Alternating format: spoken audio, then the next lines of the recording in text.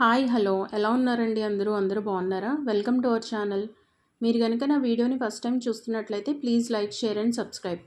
ఇవాల్టి మరిన్ని వీడియోస్ కోసం please do follow for more. ఇవాల్టి వీడియో వచ్చేసి క్యాప్సికమ్ పొటాటో కర్రీ అండి.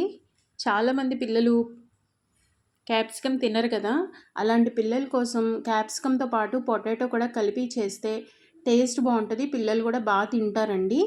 ఈ రెసిపీ కోసం ఫస్ట్ మనము ఒక ఆనియన్ ఫ్రై చేసుకోవాలి.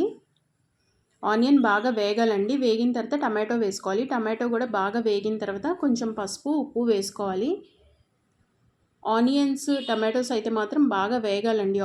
ఆయిల్లో వేగి బాగా మగ్గిన తర్వాత మాత్రమే మనము శుభ్రంగా కడుక్కొని చిన్నగా సన్నగా కట్ చేసుకున్న క్యాప్సికమ్ పొటాటో పీసెస్ని వేయాలండి. ఇప్పుడు క్యాప్సికమ్ పొటాటో ముక్కలు వేసిన తర్వాత టమాటో ఆనియన్స్ ఇదంతా బాగా మిక్స్ చేయాలి. పొటాటోకి క్యాప్సికమ్కి టమాటోస్ ఆనియన్స్ ఉప్పు పసుపు అంతా బాగా పట్టేటట్టు కలిపి మంచిగా కలిపిన తర్వాత మూత పెట్టుకొని మగ్గనివ్వాలండి బాగా. ఇందులో ఇంకా మనం వాటర్ ఏమీ యాడ్ చేయాల్సిన అవసరం లేదండి, ఎందుకంటే క్యాప్సికమ్ నుంచి చాలా వాటర్ వస్తాయి, అలాగే పొటాటో నుంచి కూడా వాటర్ వస్తాయి కాబట్టి అది సరిపోతుంది. మనము మంచిగా మగ్గనిస్తే పొటాటో బాగా మగ్గిపోతుందండి.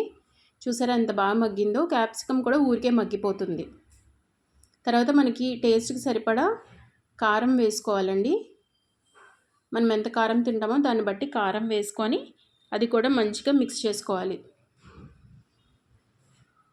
కారం మొత్తం క్యాప్సికమ్కి పొటాటోకి పట్టిన తర్వాత మళ్ళీ కూడా మనము మూత పెట్టుకొని మళ్ళీ మగ్గనివ్వాలండి. కారం వేగాలి కదా, అందుకని చెప్పి మనం మళ్ళీ అంతా చక్కగా మిక్స్ చేసుకున్న తర్వాత మళ్ళీ మనం మూత పెట్టి మగ్గనివ్వాలండి. మగ్గితే కనుక కారం బాగా పడుతుంది.